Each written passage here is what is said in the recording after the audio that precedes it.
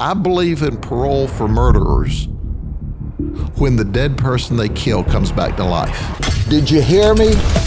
If you elect people who think more of criminals than they do of law-abiding citizens, then your crime goes up. See, that's one thing that never gets really discussed. If you came into the country illegally, you've committed a crime. Which one's the one that you would say has really touched you the most? He raped and murdered a child, and we found her in a dumpster. I'll never forget that child, and I had to go see him executed because he earned it, he deserved it, and I wanted to watch him receive it. And I don't think people know this about you, that you grew up off of Comby Road. I'm a Lakeland boy, raised on South Comby Road. Welcome back to the Chef's Table.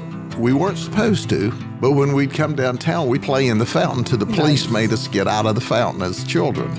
We have the one and only, Your business here, Nathan's, the anomaly, was where I got my Cub Scout uniform. Sheriff Grady Judd. It's my honor to be with you today. I can tell you that you make the greatest food in the world. Thank you. I would eat here more often, but I would weigh like 100 pounds more.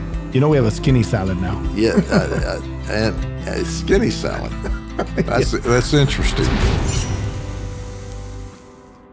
Welcome back to the Chef's Table. We have the one and only, the anomaly, Sheriff Grady Judd. It's my honor to be with you today. This is an honor to be able to sit down across from me and speak to the myth, the legend. Oh my goodness. you know, Marco, I've eaten a lot of your food, and it's the best there is. Thank you. I didn't know that you were also a podcast star.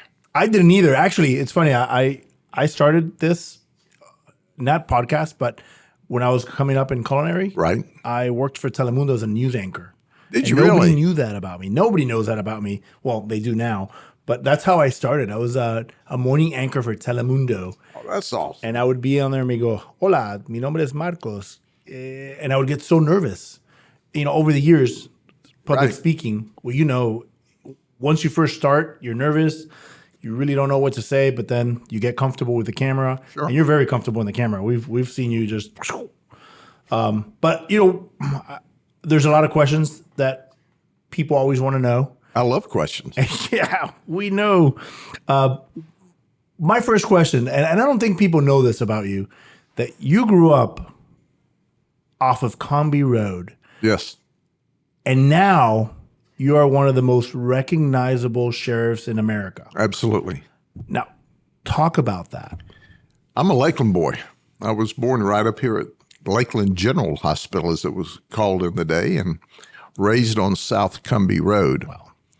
And so I was thinking as I walked through the park today, how often I had played in that park as a child. I can remember when I was young, this was downtown. And Mom would let us play in the park while she shopped in all the stores. In fact, your business here, Nathan's, was where I got my Cub Scout uniform. Right about where I'm sitting now was the back of the store. The back of the Yes. store, yes. I did that for my son too. I remember that. Yes. Wow. So Lakeland's home. And as a child, I used to catch the bus and ride downtown to the exchange station, get a transfer. We'd ride out to Southgate. Then we'd come back and play downtown some more. At 12 and 13 years old, can you imagine letting a kid do that now? I would bring some pennies to put on the track. I knew what time the trains ran, so they could flatten some pennies for me. Mom said, always save 25 cents so you can get on that bus and come back home. But I would be gone all day long. So I have fond memories about Lakeland, and I'm proud to be a South Comby Road boy. So you hit a very important part, the park downtown. Yes. How has that changed? Because now it's full of homeless people. It doesn't have that vibe and luster that everybody remembers from, like yourself. People talk about how they used to come downtown and play in the park. What's changed? When I was a child, there was a Civil War statue downtown, and there's also dancing waters or a fountain. So we weren't supposed to, but when we'd come downtown, we'd take our shoes off and our shirt and play in the fountain till the police made us get out of the fountain as children. So we had a really, really good time downtown. Now you look at it today, the homeless hang out there some, and that has become a real challenge because they have constitutional rights as well as everyone else. But if you make a homeless community too comfortable, you draw homeless from all over the state or all over the nation. So you certainly want to make sure they have food, clothing, and shelter, that they're treated fairly and equitably. In fact, I walk the homeless communities in the unincorporated area of the county every year and check with them. Are my deputies coming by to check on you? Yes. Did we offer you some quilts when it was cold? Yes. When the hurricanes came, did we offer to take you to shelter? Yes. So we look out for their well-being. We just don't want their lifestyle to interfere with everybody else's lifestyle who also has constitutional rights to have a good time without being aggravated. They say podcasting is saturated.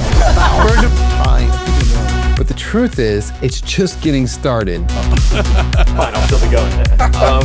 Kids and stuff. Podcast viewers are at 450 million just in the United States, and they're expected to grow by an additional 50 million viewers in the next 2 years. People trust people more than brands. They do business with you because they already know, like, and trust you. This is why podcasting is so powerful. It allows you to build a relationship with people that you haven't even met yet. Studio 61's turnkey system allows you to show up for 1 hour a month and ends up with 20 or 30 pieces of content. Let me hand you the keys to your very own high-end podcast. So click that link below and let's get your podcast off the ground before it really is too late. Do you feel like that what's happening downtown is affecting the shops and the stores and the restaurants and the accessibility for people to walk? Do you ever hear that? It absolutely is. It makes a difference because people are afraid. And when they see someone that has a buggy full of sticks and bats and junk, they don't know if that's a potential weapon against them. Certainly, if you back up to when I was a child, my mother would not have allowed me to get on the bus and come downtown and play in the park if it was full of homeless people because she would be afraid for me. What do you think we should be doing as a community to fight that? That's a tough challenge. That's a very sensitive subject, as you may know that. Certainly. The Supreme Court just changed the law within the last year or so that says people do not have the right to congregate on sidewalks and in public areas. So if you look around the country, a friend of mine, when I was the president of the Major County Sheriffs of America, the nationwide association, a friend of mine who was then the Los Angeles sheriff was my vice president. He had 60,000 homeless people that lived in Los Angeles County alone. And they had taken over the sidewalks. So while they were living all over the sidewalks, spreading their needles, using drugs, you and I, as the average citizen that wanted to go to the businesses or walk up and down the road, could not do that, or up and down the sidewalks. The Supreme Court said, no. You don't have an absolute right to park and camp on public property. So that's why you see they are now made to move along. They can't become stationary like they used to. And the reason they were stationary and the reason all that occurred was back in the day, the Ninth Circuit Court, the federal courts, said that, hey, if you don't provide shelter and places for the homeless, they can camp on public land. So until the Supreme Court heard that and reversed it, there was a real problem, not only in the Ninth Circuit, but those in other areas of the United States thought, well, we might as well get used to following that law, because even though we're in a different circuit, we would think that our circuit would follow the circuit that already made the determination. So right now, there's opportunities to help the homeless. We have wonderful homeless coalitions, which I support when they raise funds. I believe in them. We need to look out for the best interests of the homeless, but they don't have a right to impede everyone else using the parks and the sidewalks. And here's what's interesting. When I go into the homeless communities, I ask them, are you good? What do you need? They never ask me for a house. They never ask me for a car. They want to be left alone. They want food. They want clothing. They want pup tents. And usually they want to know how they can charge their cell phone. Yes. I get that all the time. Yes. That's one of the things that, being downtown, and my landlord is part of one of those communities where they actually try to get them to fall back into work, and they have to work in their community, in that community to live. And we provide Thanksgiving dinner for them every year. We don't charge them, obviously. My guys volunteer. We all go over there and we feed them. And just the gratitude, that's all they want. They want to feel special and fed. And some of them even recognize that it's a problem. Some of them own homeless people. They feel like it's a problem. Yeah, there's different kind of homeless people. Oh, yeah. There's And no doubt. So, one size doesn't fit all. Correct. Some of the chronic homeless want to be homeless.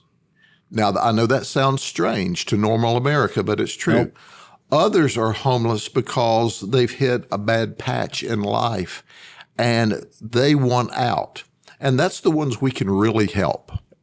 The chronic homeless that don't want to be bothered, they've just wanna be dropped left out of alone. life. It's hard to help them. Yeah, they just want to be left alone. We had a Absolutely. guy in the alley for the longest time before he passed away.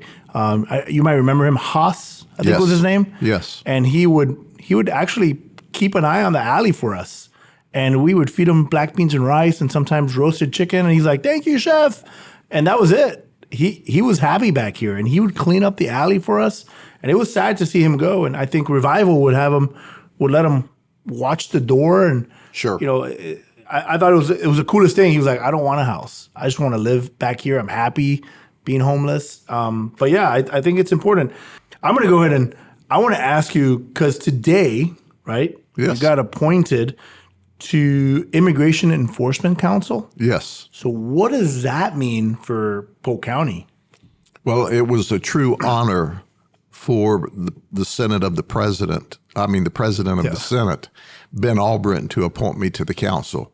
But let me take a step back. Governor DeSantis is a true leader, not only for the state of Florida, but for the United States. Ben Albritton, the President of the Senate, is a true leader. And the Speaker of the House, Danny Perez, is a true leader. The three of them said, we need a state model of how to help President Trump succeed in the mission to deal with those illegally in the country that had orders to deport them and or were in the country committing crime. And as a result, Governor DeSantis called for a special session to create a special set of rules so he could ensure that no city, no county, no government agency in Florida refused to help in the mission to deport illegal aliens who were here committing crime. So wait, real quick, I'm sorry. That's very important. Are they going to focus mainly on the ones that are committing crimes? That's one thing that never gets really discussed. That is the question that I'm asked every day. Now, I don't know exactly how many people are here illegally, whether there's 11 million as a low or 24 million as a high. But here's what I know, and here's the status. If you came into the country illegally, you've committed a crime. The federal government says if you come in the country illegally and processed through their center, it's a civil offense, okay? They could handle it as a crime. I'm going to try to keep this simple. Yeah. But they're handling it as a civil offense. So when you come into the country And they have been flooding across the country because there has been no border security, none, zero. I'm quoting a lady that we arrested for another charge, and she told me, they put me on a bus and they took me to a building, and I sat down with my children, or my child. They did a DNA test to make sure it was my child, and then had me fill out forms. And they said, you're in the country illegally. You're entitled to health insurance for your child. Fill this form out. You're entitled to an EBT card so you can get free food. Fill this out. And where do you want to go? We'll provide you free transportation to any place in the United States. Well, she wanted to go to Miami, and let me tell you why. Because she was illegal from Cuba, and she came through Guatemala into Mexico because of a human trafficker. And the human trafficker was paid, or was going to be paid.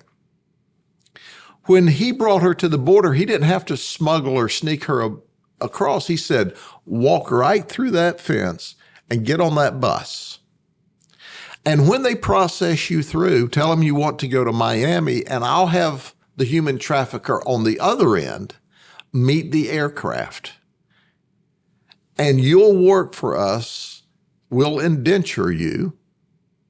I don't think he used that term. Yes. To commit sex crimes until you pay off the transportation fee. So what's happening, once they process in, they're given a notice to appear. So because she went to Miami, the address they gave her to appear was the Miami Federal Court, Immigration Court. But what happens is once they get that notice to appear at whatever immigration court, they don't show up. And that's when it starts tumbling downhill. But when you look at the 11 million or the 24 million, pick a number, it makes no difference. Everyone that comes into this country illegally is entitled to due process, is entitled to a lawyer paid for by us, the taxpayer. So once they processed her through, the last thing they said to her was, welcome to the United States, and let her walk out the door, get on an airplane, go to Miami. Ultimately, she ended up in one of our human trafficking stings, and we arrested her. And she told us that. That was replicated 4, 5, 6, 10,000 times a day. That's the sad part that people don't, the media does not cover that. That's the sad part.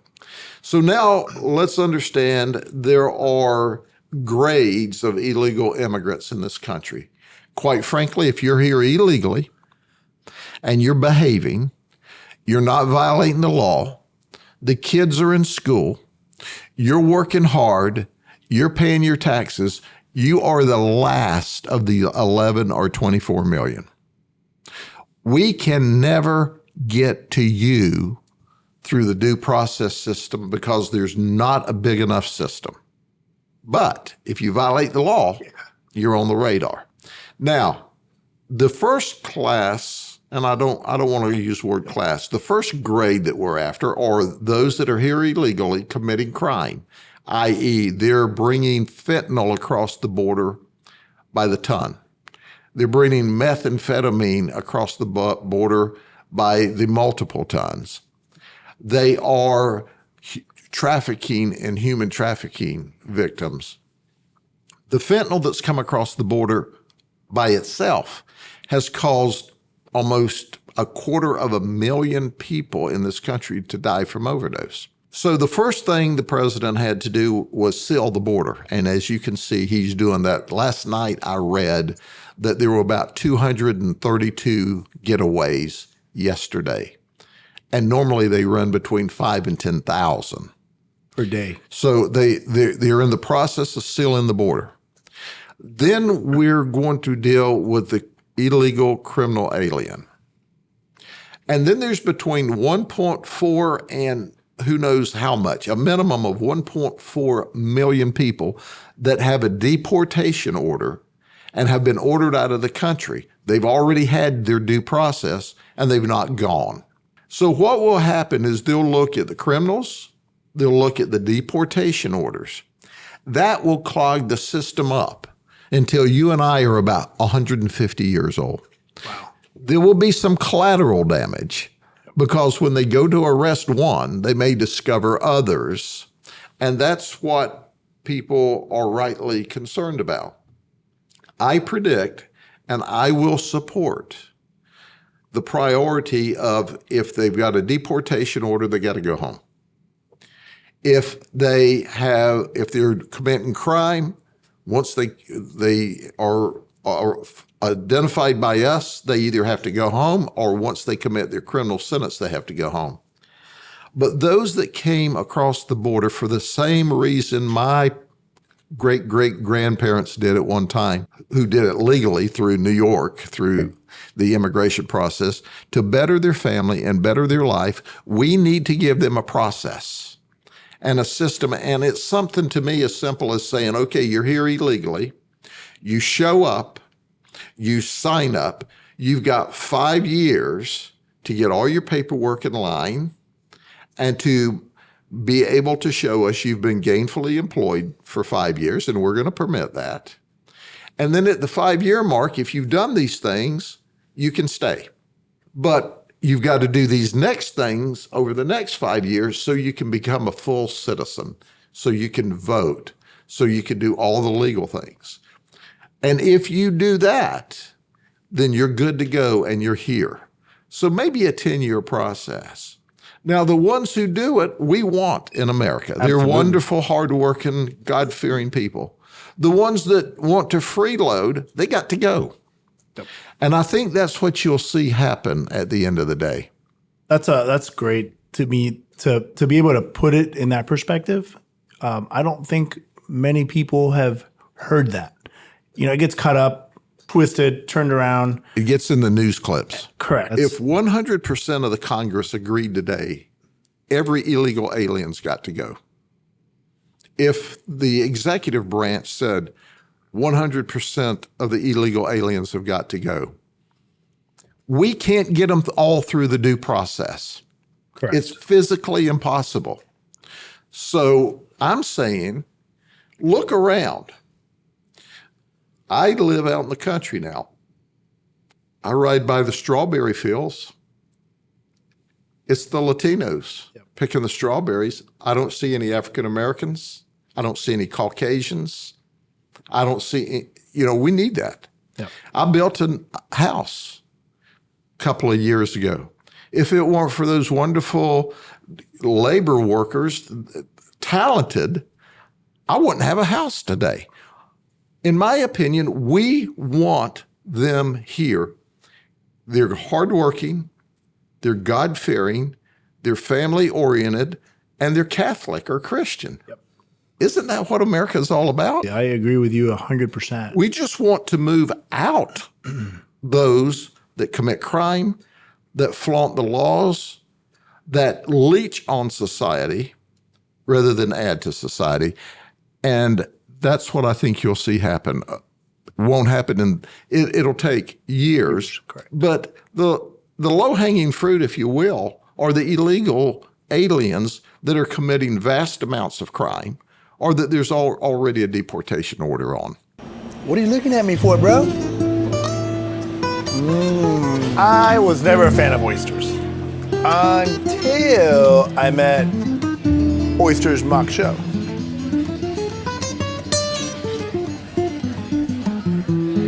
This is a Native American inspiration created in Louisiana with corn, peppers, spicy, cornmeal dusted, to die for.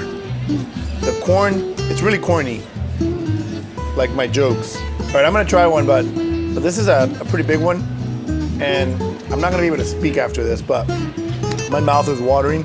You can see the corn dripping, the bell peppers. Traditionally, they're supposed to be baked in or fried in bacon grease. We use a little lard. I need a spoon for this. And what did I say? Here's my spoon. Bro, this camera stuff is great because you ask for stuff and you get it. $1 million, please. Bienvenido. Under your leadership, Polk County has had 53 now years of low crime rate. How would you say that happened, and how are you going to continue to maintain that? Because that's amazing. And I'll tell you, that's why I moved here. I loved, when I came here, I said, I'm from Miami originally. Yes. I've lived in Chicago. I've lived in Colorado, Denver, Jacksonville, Boca. And when I came to Lakeland 14 years ago, I told my wife, I came here before her, I said, this place is amazing. There's parks, there's activities, people are happy, everybody's super friendly. They're like, everybody was like, oh, and there's this guy named Sheriff Grady Judd. And I'm like, yeah, that too. And here I am now sitting across from you.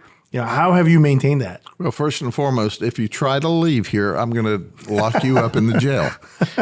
You cannot leave. Your bed and breakfast? You have made this the most wonderful community, you and your family and your business. It's really exciting. But the reason crime's at a 53-year low is because we care.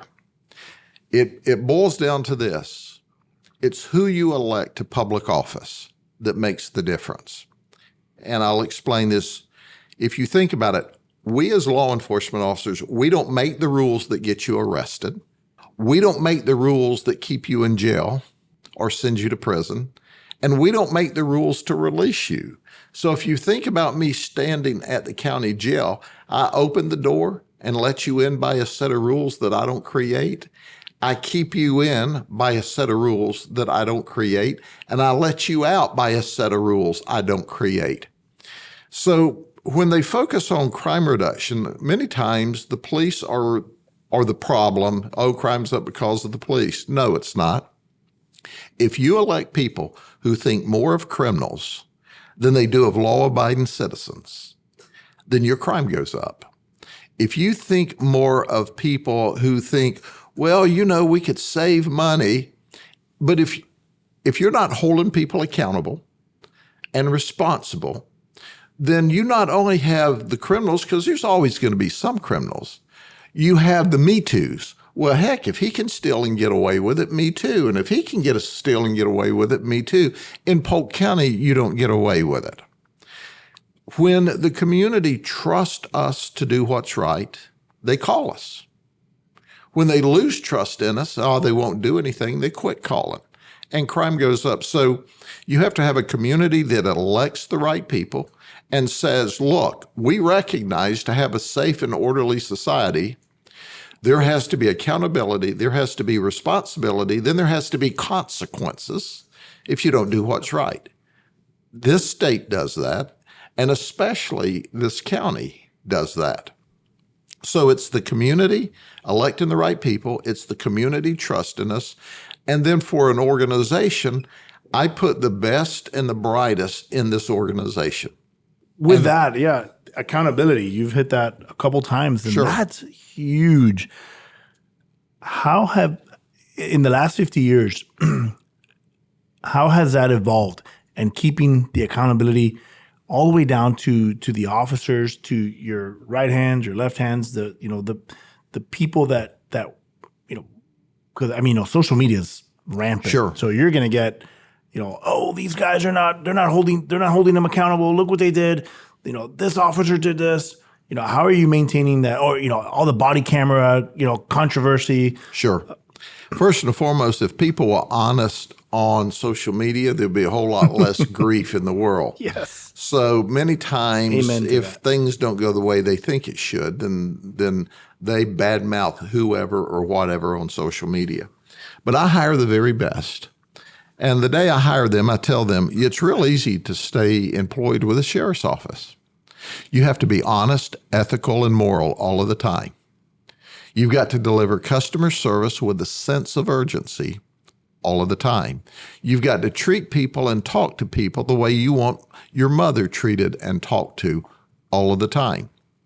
If there ever comes a time where you have to raise your voice at someone and become stern, make them make you do that. It's their choice.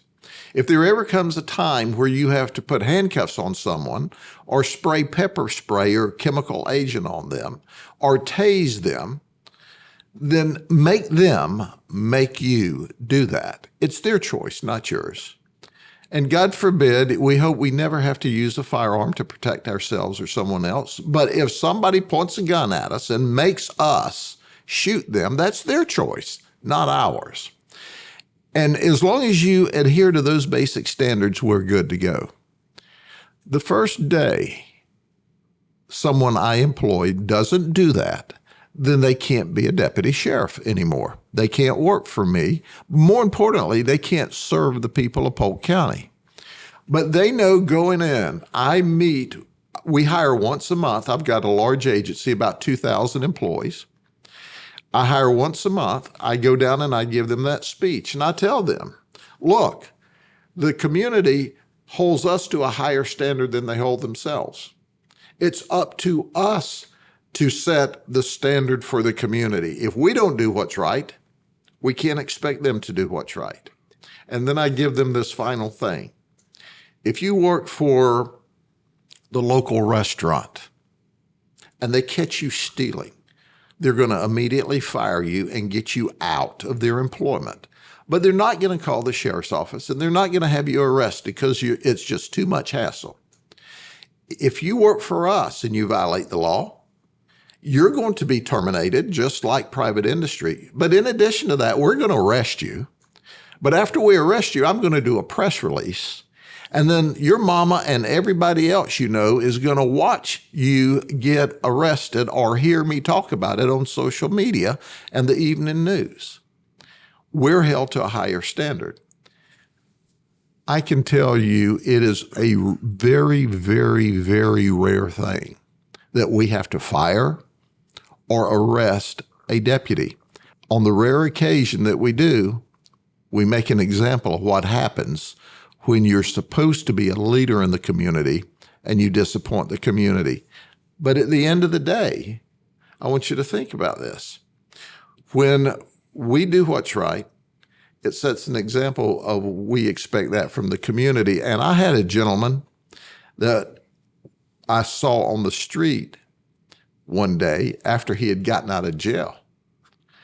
And he had seen where we had arrested a deputy a few years ago. And he said, I told my buddies, if they'll arrest each other, you know they're going to arrest us. Yeah. So the message is clear. Everybody has to follow the rules. I mentioned earlier, my chefs, we have to, I feel the same way with my cooks. We have to hold them at a higher standard than most restaurants to produce the best food all the time, consistent. But sometimes we have guys in there that'll go rogue, and I can't. They'll for let's say for 2 years, this guy's been one of my favorite cooks. He's doing great, and all of a sudden he's just careless, not caring. Something's going on, and it takes me a while sometimes to catch that. How does that translate? With an officer that you have 2,000 employees, one goes rogue, starts becoming corrupt. I mean, that's detrimental because I feel it in my restaurant when we have our manager, or a chef or somebody that goes rogue and we don't catch it. It really sets me back months. First and foremost, we have to hire from the human race. Correct. And none of us are perfect. Yep. Jesus was the only perfect man to walk the face of the earth, and he was betrayed. So at the end of the day, the people are going to make mistakes. We accept people making mistakes. We don't accept people violating the law, or we don't accept people violating others' constitutional rights. That's very important to remember. But our guys are certified and have to be state certified. So if somebody messes up, and they're involved in it or aware of it and don't do something about it, then their certification to be a law enforcement officer is at stake. So I tell folks that first and foremost, if I have 10 people in 10 years that I have to terminate their employment, 8 of the 10 have been reported by one of their colleagues. So from within. From within. That's awesome. And when the community sees something they don't think's right, we have professional accreditations. And my accreditation system say, we accept your complaint any way you send it to us. You can call it anonymous, you can call Crime Stoppers, you can write it down. You don't have to walk in the front door, because people are afraid of law enforcement. Oh, I tell on them, and we take your complaint any way you give it to us. Certainly, we'll follow up on every complaint. And as a result, we'll find out, did they make an honest mistake because they were a rookie and young and just need retraining, or do they need firing, or do they need arresting? And it depends on what they did. But you can be sure of one thing. If they don't do what's right, they can't stay working for us. And I tell them on the first day, once again, if you mess up, dress up, fess up, and fix up. Because the majority of their mistakes are not something that's corrupt. It's done or criminal. The majority of them is just mistakes, and some of them are rookie mistakes. What we do is very complicated. I mean, there's 3 foot of laws if you stack them or on top of each other. And they have to learn them, correct? And they have to know them or be able to research and find them. Sometimes they just fumble. You know, I mean, if you're coaching a professional football team, your star athlete fumbles the ball, you don't fire him. Yeah. You know, but if he commits a crime, he's out of there. Yep. That's great. That's another thing. Social media has really skewed perception for many people, and man, people will scroll through that and they're like, "Oh yeah, did you see that? Did you see that?" And it's completely opposite. I mean, I've seen it here in my restaurant. We have 150, 135 employees now. Wow. Yeah, it's huge. It's crazy. It's, you guys are way more complicated. You have a lot more at risk than we do, in a sense that, you have lives, you have to the criminals. I mean, I would never want to be in your shoes. I love doing ride-alongs. I'm glad you do. Yeah. And I would totally respect law enforcement. And I'm glad that I can be able to talk to you and bring out that message. Because, social media will skew everything. The most important 110%. thing to remember about social media is have fun with it. Yeah. Don't believe anything you see or anything you hear or anything you read. Check and verify. Yep. And so it's important. Information has the way of being glamorized, or if they're not happy with you, they may trash your business or trash the sheriff's office or trash the police department, and it's just not accurate. So I try to build people up and build the community up, and most people do, but there's a few that they were born on this earth just to create aggravation for the rest of us. Well, welcome to Barbasco 101 Bourbon class. How about that? Bro, you really gonna open this? We gotta taste it. OFC 1996, something that we were dreaming about. Obviously, some people already ordered a few up here at Barbasco, but we haven't had a chance to talk about it or even taste it.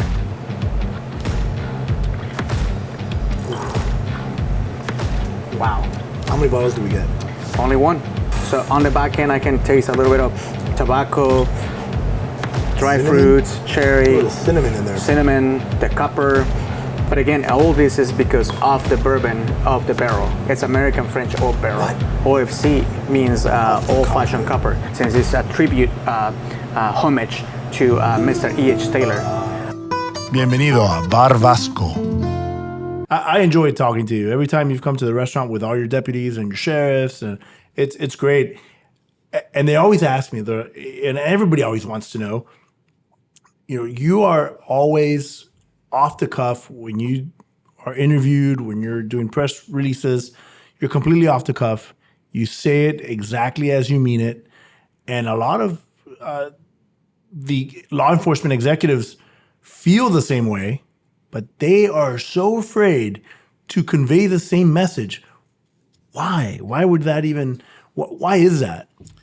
I've spent my entire career as sheriff, and even before that, coaching and teaching and saying people want to know the truth.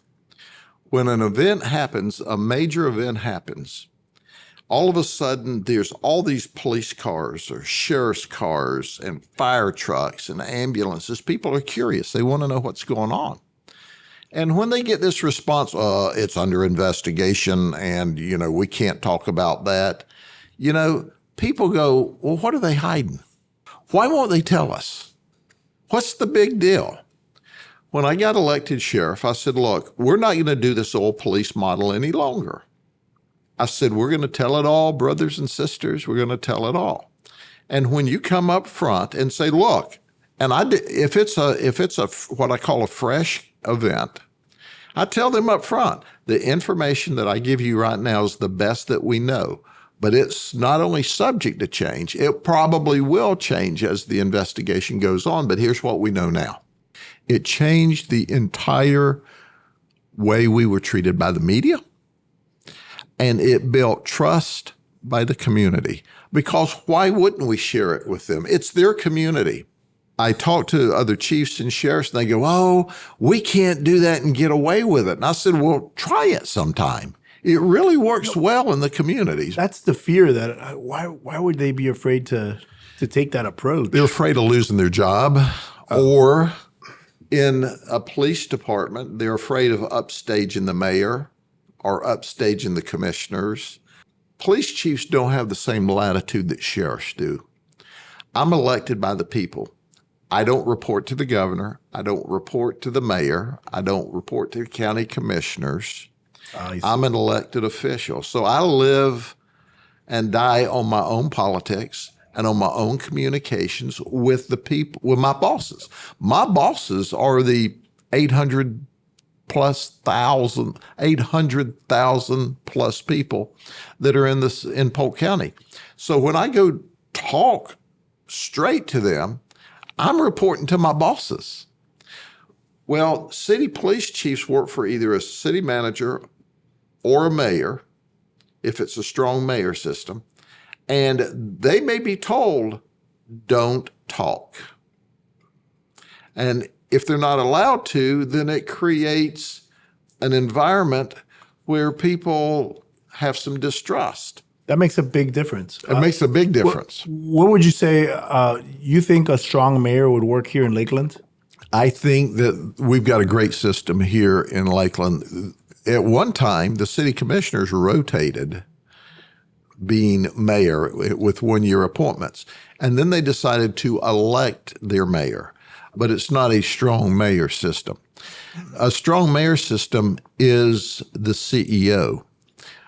But is it good to have your CEO that can upend the entire city government every 4 or 8 years? That depends on the eye of the beholder. I believe in stability. Lakeland's got a good system and a good process. My Board of County Commissioners are tremendous. Their first priority is public safety. They have never said no for anything that I needed to keep the community safe. They check and balance with the approval of my budget. But past that, I report to my bosses, which are the people. And I think that's important. So I express to people, look, I'm just talking to my bosses. That's awesome. And this has been great, by the way. I'm really enjoying this. Oh, I love it. I'm learning so much about you and our community through you. You have worked for, how many sheriffs have you worked for? I worked for 5 sheriffs before I was elected sheriff. And how different were they, and how were they the same? And what did you take away from some of those sheriffs? Every one of them had a different personality. Some were more laid back, some were more proactive. But I've always said that I learned from every sheriff I worked for. Some I learned what to do, others I learned what not to do. So I've worked for great sheriffs. We had one sheriff that only had about a 2-year stint while I've worked for the sheriff's office, and there was a grand jury that recommended his removal because, quite frankly, he didn't do the job the right way, but the checks and balances work. The governor can remove you. You don't report to the governor day to day, but if you don't do the job, if you commit a crime, there are several, then the governor can replace you with another sheriff until the next election, but he does not rule or direct. So I always got along with every sheriff I worked for, even the one that didn't make it but 2 years, because You just do what's right. And I have never, ever, ever been asked to do anything other than what was right by a sheriff. Some of them were more orthodox than others. Some of them were professional for the time, but not professional by today's time. But that's understandable. If they were elected today, they wouldn't sheriff today like they would have 40 years ago. So here's another sensitive one that even I discuss: the death penalty. Yes. You've been a witness to one. Yes. Before that, what was your thoughts on it? And then did that change after you witnessed? I believe in the death penalty. I believe when you do something so horrendous to take someone's life, then if you took their life, once you are arrested and tried and appealed, you have the right to due process. And you've done this horrible crime, then the state says the ultimate punishment is you took their life, now we're going to take your life. I believe in the death penalty in its purest forms. Now, when you look at the system now where they've been able to drag it out 25, 30 years, that's ridiculous, absolutely ridiculous. I can take you back through time and show you where they arrested someone, convicted them, gave them a couple of pills, and they received the death penalty within 24 months. Wow. Now it takes, what is it, like decades. They just drag the system out. Now, the new way to issue the death penalty is through a chemical injection. And it, quite frankly, if you've ever been to the hospital, they put a saline PICC line, like you'd see at the hospital. And once all the clearances occur, they check with the governor and they check for any last moment appeals.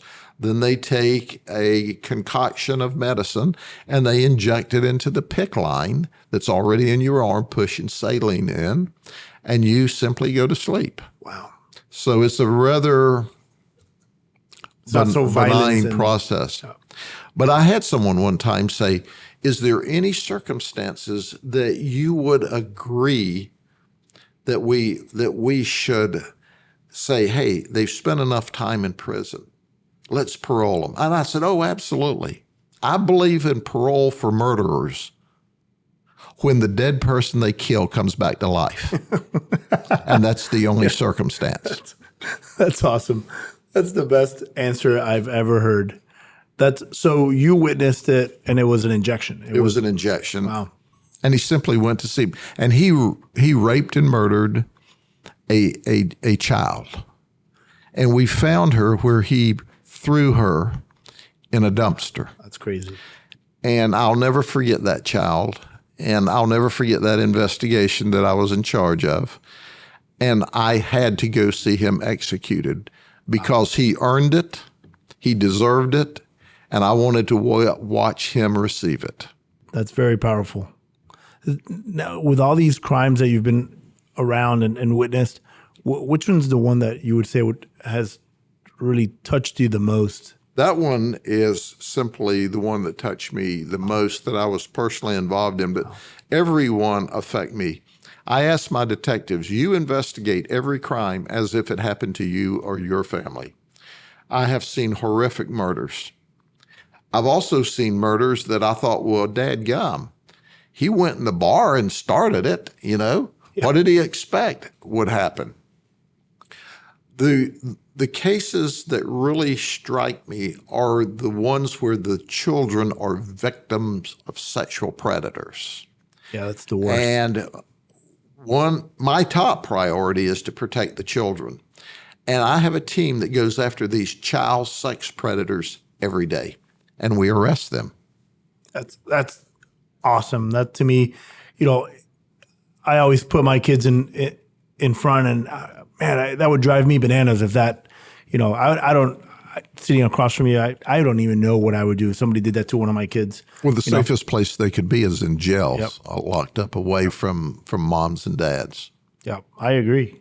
Now, here's a nice curveball. What are your thoughts on on Elon Musk and what he's doing to our government agencies. I see you smiling. So Elon Musk is brilliant, absolutely brilliant. And you look at the empire that he's built. The government never could afford to hire somebody like him with that intelligence level. Now, the politics is all over this thing. Oh, he's this, he's that, he's this, he's that. And we don't know how he'll handle this new job.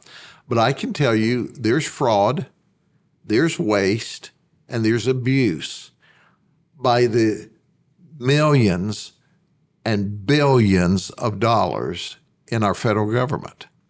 So I am for rooting out the abuse and ripping off of our money. I'm for getting that in line. Now, the discussion can be, do you approve of the way he's doing it or not? Time will tell. Yep. I do say this very cautiously. Anybody can burn a house down, but do they have the talent to build it back? The answer is that I believe Elon Musk has the talent to build it back, but does he have the time? So I agree that when you look at the federal government, you look at the size of it, you look at the waste, and a lot of it is not what I call intentional fraud and theft and corruption. It's just we've given everything to everybody for so long that it frightens me. Think about this for a second. When Bill Clinton was president of the United States, our budget was in the black. We were making money. Now, Bill Clinton wasn't president all that long ago, and we're, 26 or 36 trillion dollars in debt. The human being can't even understand what a trillion is. Yep. And we're 26 or 36 trillion. We have left that with our children and our grandchildren and our great-grandchildren. So I applaud what he's doing. And quite frankly, time will tell if this was the right strategy or if there should have been a different strategy. I believe that he's after fraud and waste and abuse. And I congratulate him for that and thank him for his service, because we sure can't afford to hire somebody of that quality. From my perspective, that makes a lot of sense. I would agree with you all the way, even the part we'll figure it out. I mean, time will tell. You know, Time will tell. It's right there. So do you have any questions for me, Sheriff? Do you know, I don't have any questions for you, but I can tell you that you make the greatest food in the world. Thank you. I would eat here more often, but I would weigh like 100 pounds more. You know, we have a skinny salad now. Yeah, and skinny salad. That's interesting. My wife created that for me. But we've talked many times about how great America is. Yes. You watch the evening news, and you think, oh, we're in a mess. But the evening news reports the far, far, far radical left and the far, far, far radical right. None of that represents real Americans. To quote one of the commentators during the election period, the overwhelming majority of the people in the United States of America are center to the left and center to the right. We're not in the fringes of that bell curve. 80% of us think more alike than we don't. Well, we need to start paying attention and congratulating and recognizing that 80% is real America, and that's who we all are. I appreciate your time, Sheriff. I enjoyed being here with you today. This has been an honor to be able to hang out, and we made arroz con pollo for you because that's what we've always made whenever the sheriffs come, and all the hurricane meals that we prepare for you guys. That's the best. Yeah, Ian Floyd. I gotta throw his name in there. He's like, hey, you make sure you save me some. So we made a big pot, and we were gonna eat, but I wanted you to have some arroz con pollo to take back home and enjoy it. I would love that. Ian Floyd is chief of law enforcement, and he's the one that gets the accolades for the crime rate. As chief, I have chief of law enforcement that works for me, chief of detention that works for me, the executive director over business affairs, and then my chief of staff, Steve Lester. But the four of them are the ones that make the magic happen every day at the sheriff's office. And I have to give credit to them and all the men and women at the sheriff's office that do such a good job. Yep. You definitely have a great team. And I'll take that delicious food and Yes. and I may even share it with my wife if she's nice to me tonight. I do appreciate again, Sheriff, coming out here and hanging out with me. Sure. For the chef's I table. love to do it. And if you ever want me back on the podcast again, give Heck me a yeah. call. I can talk about anything forever.